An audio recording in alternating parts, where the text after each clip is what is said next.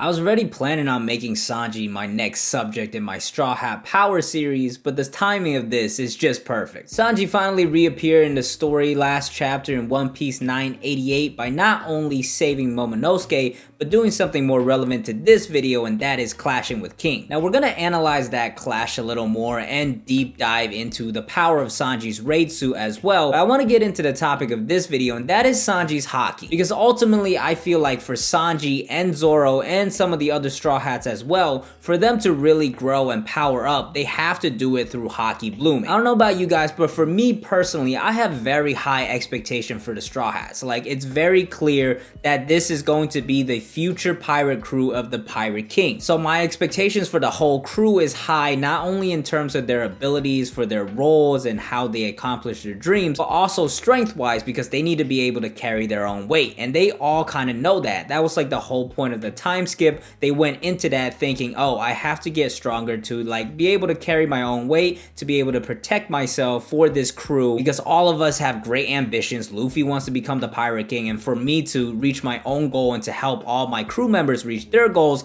I have to become stronger. So for Sanji, somebody I think will continue to be in that top 3 monster trio of the Straw Hats, he's going to need to be very strong, because the other two, well, one of them is going to become the Pirate King and the other one's going to become the strongest swordsman. And honestly, post-time skip, Sanji's power overall has been put into question a few times. First of all, that's because overall the Straw Hats are just getting less shine in general, and that's especially true for somebody like Sanji, who had to lead half the Straw Hat crew away during Dressrosa, so he wasn't around for that. Then during Zou, he was taken away to Whole Cake Island, so he wasn't around for that. And in Whole Cake Island, there was so many things going on, he wasn't really focused on fighting, so he couldn't really showcase any skills there either. And there's only really been a few glimpses of Sanji's power here and there, and besides like Fishman Island, where Oda really like delved into showcasing the Straw Hats and their new individual new skills and new abilities, and actually gave them one-on-one fights, but it was really just against fodder, so it didn't really count. But besides that, we really haven't seen much from the Straw Hats, and that includes Sanji. But in Wano, I believe we are going to see major power boosts for the Straw Hats across the board,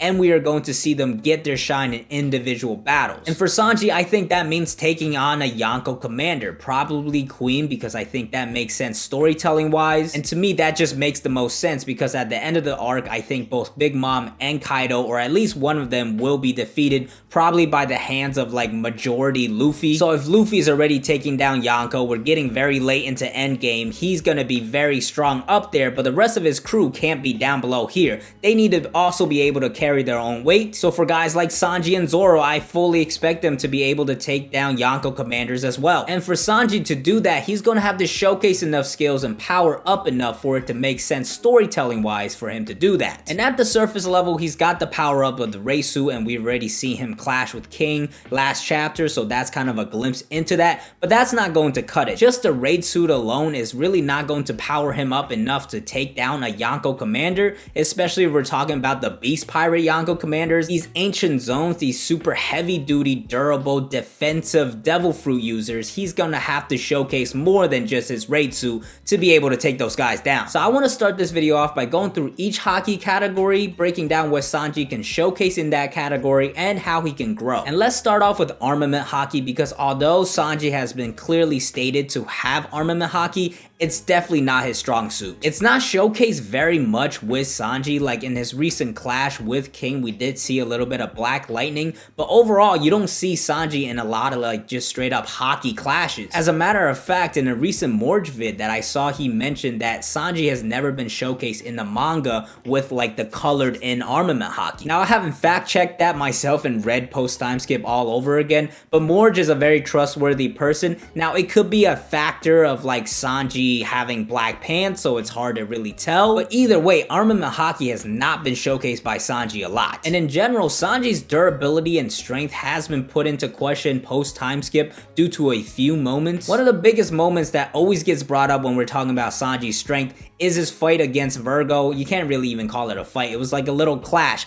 but in that clash his shin bone started cracking. Now I don't take that moment too deep, because there's so many factors that went into that little clash. Sanji was really trying to focus focus on saving people. Also, he had just gotten his body back from Nami after switching it all around because of Law. So it just gets kind of toxic if you try to overanalyze that situation, but just taking it at surface level, it is a sign of weakness of Sanji's durability and strength. So while that doesn't necessarily mean he was weaker than Virgo, and I don't think he was weaker than Virgo, I think Oda showcasing that was a big deal. There are also other moments that people bring up against Sanji's case, like him going against Doflamingo and just straight up losing, and even in Whole Cake Island, there was a moment when he went up against Daifuku's Genie and just got blown way back. And while all these moments are situational and you shouldn't dive too deep into them, I think at face value, you can take it as Oda showcasing that Sanji's durability and strength, which in relation to Haki means his Armament Hockey, is just not as strong as some of the other people, or at the very least is a weaker element in general of his fighting skills. And that's a big problem when he's shown these signs of weakness and he's going up against somebody like Queen, who's tanked a hit from a Yonko. So somehow Sanji has to power up and showcase more and make up that ground for it to even make sense for him to damage Queen. And obviously for that to happen, he will need to showcase more with his Armament Hockey or advance or bloom his Armament Hockey. Now the easy answer to this progression would be Sanji getting advanced Armament Hockey, but that really would not make any sense at all. Like I've mentioned, Sanji really hasn't showcased Armament Hockey that much in general and has shown some signs of weakness in regards to it, so him all of a sudden learning advanced Armament Hockey just would not add up at all. But if Sanji were to go up against a Yonko commander, say like Queen, or maybe against King, who he's with right now,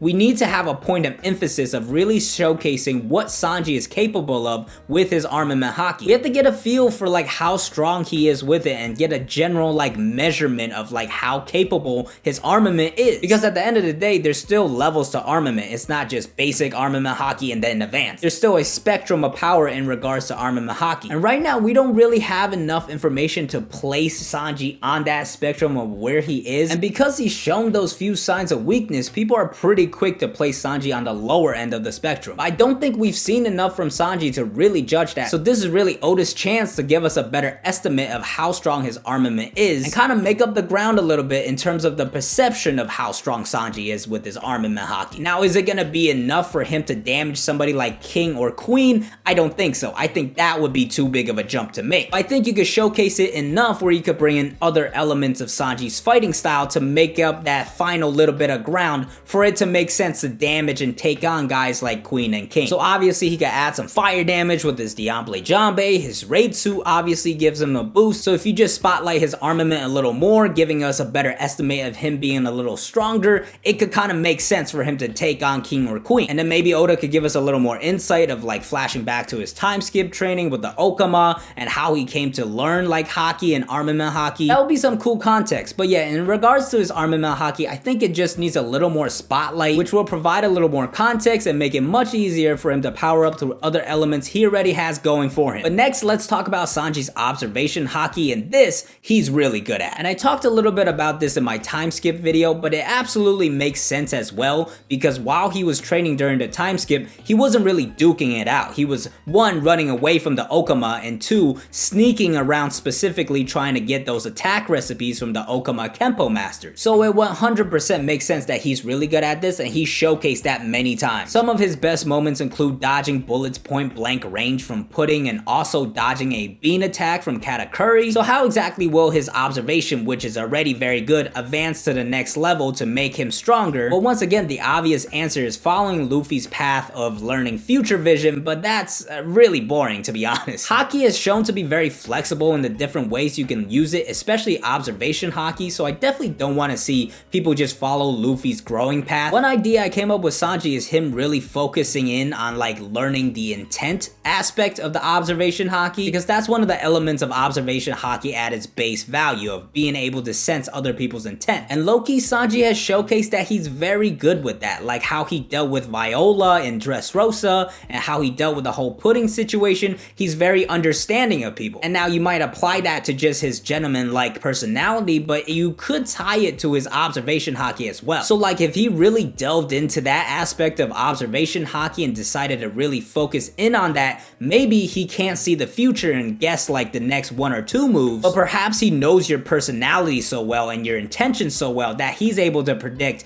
10 to 12 moves ahead. So he won't know exactly what comes next, but he knows you really well and how you want to win and what you ultimately want to do. So that way he could kind of rope you into his scheme, and that kind of fits in with his whole like Mr. Prince kind of thing as well. I think that way of expanding Sanji's observation hockey will make it really unique and kind of fit his battle style as well. There's another idea by Mr. Morge in which he brought up Sanji being able to conceal himself through observation hockey, and this was something actually showcased by the Minx back on Zou in the really brief panel. So it's very possible that's like an unknown element of observation hockey and not just something specific to the Minx. And obviously this power would mesh very well with Sanji's invisibility factor of his raid suit. But yeah, if you want to hear more on that, be sure to check out Morge's video on that topic. It's a really unique idea and I would not be mad at that happening. One final option is Sanji expanding his like spatial observation skills, allowing himself to hear other people's voices in a larger area of people, kind of like how Kobe and Enel use their powers. That's an option as well, but again, it's kind of redundant. But yeah, overall, those are my thoughts on Sanji's observation skills and how he can improve. I really hope Oda does something new with it and gives Sanji a unique way to expand and grow his observation hockey, something that suits his own style and not just following another path that we've already seen before. But finally, let's talk about Conquerors Hockey and Sanji's potential of unlocking it. And I've said this in other videos before, but I think it would be really dope if Sanji unlocked Conquerors Hockey in a really epic fashion. It would be a dope moment, but so far there's just not a lot of evidence pointing to it. The main thing people are linking it is Conquerors Hockey also being referred to as King's Hockey, so the whole element of royalty coming into play. So Sanji, of course, being a prince and having the nickname of Mr. Prince, and that could kind of be seen as foreshadowing of him getting King's Hockey, but that's a bit of a stretch. You could play it off in a way where like out of all the Germa people, he was really the one chosen, although he was like neglected by his family of not having like the mutated genes. He was chosen by heaven all along and has Conquerors Hockey to prove it. And if Oda really does decide to go that route, I think it could be well executed and could be cool, but besides that, there's just not a lot of evidence pointing to Sanji getting Conquerors Hockey, so I'm not really going to expect it to happen. There's not enough reasons for me to believe that it's going to happen. But yeah, that's everything in regards to Sanji's hockey. Let's talk about his raid suit a little bit, because on the surface level, that is his first big upgrade right now. And so far, we've seen his raid suit in action twice, once against Page 1 and now most recently against King. And in both cases, Sanji was shown to be pretty strong. Against Page 1, it was really like the power and durability of it, and he was kind of learning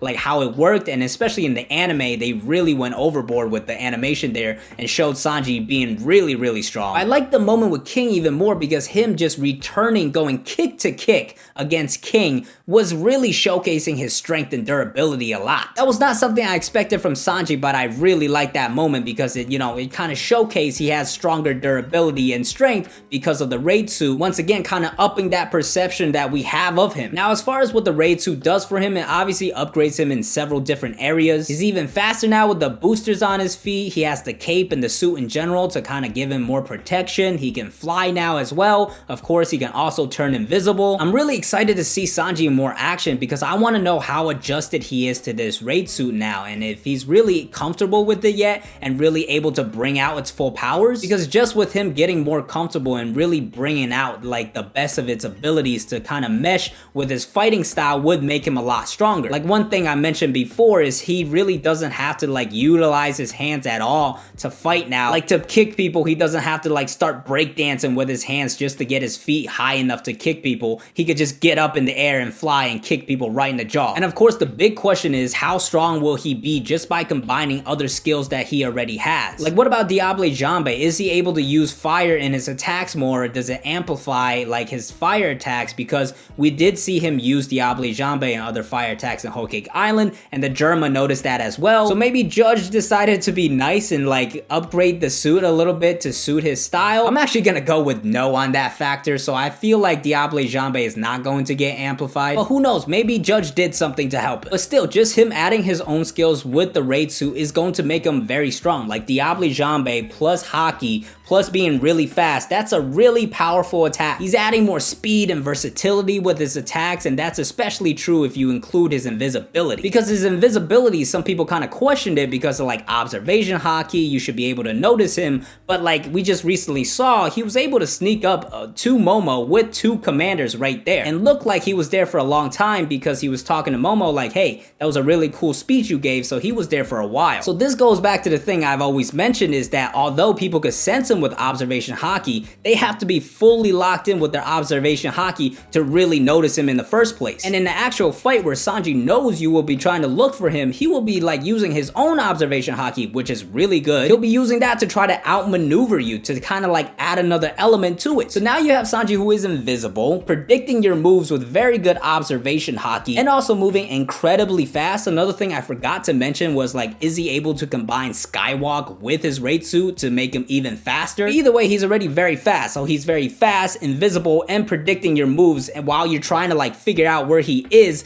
how are you really going to defend against him? That's really hard to fight against. And now obviously the counterpoint here is Sanji is not strong enough to deal enough damage to like defeat his opponent, although he's very fast and invisible and has really good observation. But it could be a case where he can't deal enough damage quickly enough before his opponent finally figures him out and counterattacks. But then again, I mentioned there's ways that Sanji could upgrade his armament and like combine his attacks together for it to make sense for him to be very strong. So like combining all this, his observation, his raid suit, and his potential for armament, combining all this together, there is a path for Sanji to be very strong and very broken. So hopefully Sanji could showcase more of his Haki and grow his Haki a little bit in Wano. I could definitely see him locking in his spot in the monster trio no matter who else joins the crew after this arc. But what do you guys think? What do you think about Sanji and his powers, how strong he is, how strong he could get, and how he can grow in the future? Let me know in the comments below. But as always, thank you guys for watching, and I hope you enjoyed. If you did enjoy, please hit that like button. It helps a lot with the YouTube algorithm. And as always, if you want to keep up to date with when I'm posting new videos or doing live streams, you gotta hit that subscribe button. By the time this video goes up, the King Pirates crew should be over 4,000 subscribers, which is crazy. Another big milestone hit. Thank you guys for the support, and welcome to the crew to all the new members. Let's keep it going. Our next big goal is at 5K, Discord at 5K. Be sure to follow me on Twitter. I'm DKing4. Got a video for you right there, a playlist for you right there. I'll see you guys next time. Peace.